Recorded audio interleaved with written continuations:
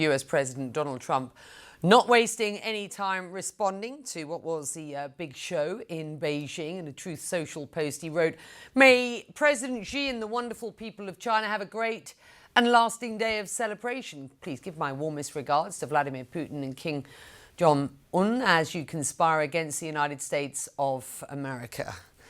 For more on this, let's bring in Dave Rank. He's a former career diplomat with the US Foreign Service and was Deputy Chief of Mission in Beijing. I'm eager to get your perspective on all of this. But first, picking up on Donald Trump's calling this a sort of conspiracy against the US. This was clearly a show of force to an audience of one, the US president. Was this a product of Trump's own doing, to your mind? Oh, I think to some degree. I'm not sure, though, Xi Jinping or the Chinese would see this as a directed just at Donald Trump. I mean, they were looking at a Chinese audience. They were looking at an audience around the world, and of course, looking at the United States as sort of one of many audiences for this. But your colleague talking about Kim Jong-un and the importance of that meeting, I think it really is significant. You look at 8 years ago when Donald Trump came in his first term in office. There was kind of a truce between the U.S. and China on trade issues, so that as Washington put pressure on Beijing to squeeze Pyongyang to come to the table, and that's completely changed now. Now it's very clear that there's not only sort of trade conflict, but also Beijing is making clear that North Korea is as close or closer than ever. So this visual of Xi flanked by Putin and Kim is just remarkable. And I guess we should ask just how concerned the US in principle should be about this. And beyond the show of unity against the West, are there any tangible outcomes from this summit, this parade that we've seen today that worry you? Well, a lot of it should worry people in the United States. I was less struck by Xi Jinping standing next to Kim Jong-un and Vladimir Putin, although that's significant, than the fact that you had the leader of India there. And that's probably more significant. I would say almost 30 years American presidents have courted India as a counterweight to China. And in a very short amount of time, we have seen that U.S.-India relationship crumble.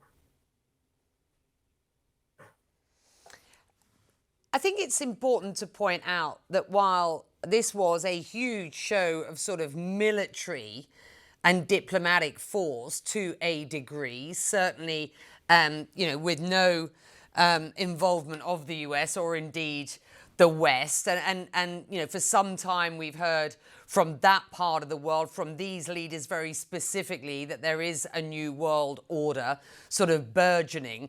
I just wonder, when you go beyond the kind of optics of this, how much sort of, real sort of substance there is to this sort of tectonic changing of plates, as it were, when it comes to sort of geopolitics?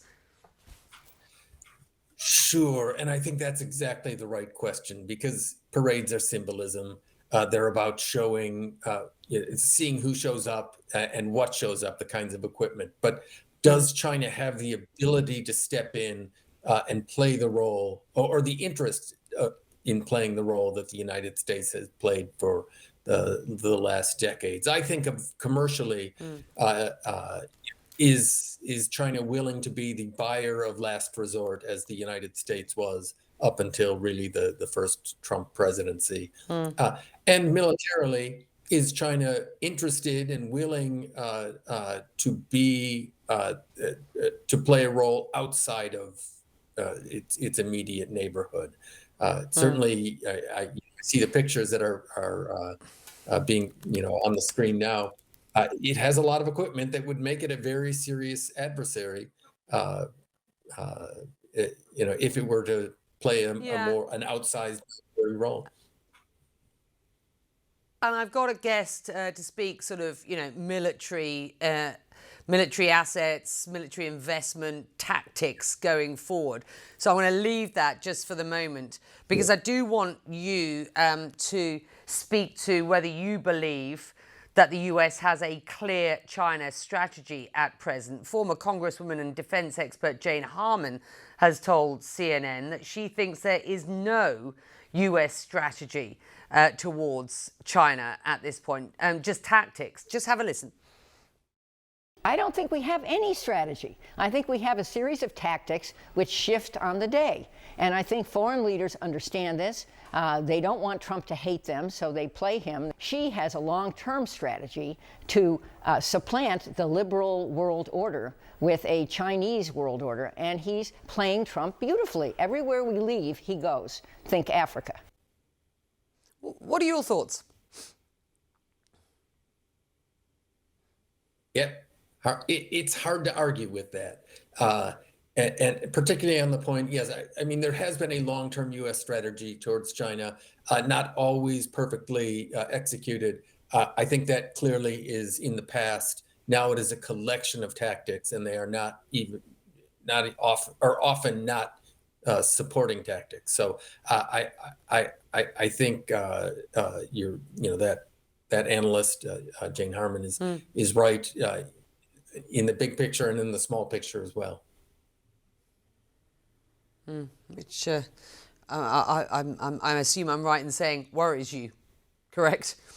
I spent a long time working on that imperfectly executed but consistent strategy towards China over 3 decades of my career. I'm not sure where that goes, and I wish I had more confidence. If there's a strategy, it is one of the best kept secrets in America, because it certainly looks like a collection of tactics or knee-jerk reactions or sort of personal whims at times, and that's a bad place to be.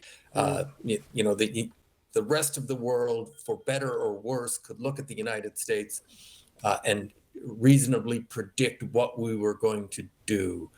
I don't think you can do that anymore, and it's not a great way to run a railroad. So, Xi Jinping, I think, is offering an alternative that isn't attractive to some countries, but there's something to be said for predictability, and she is offering to fill the void that the United States has left in the last few months.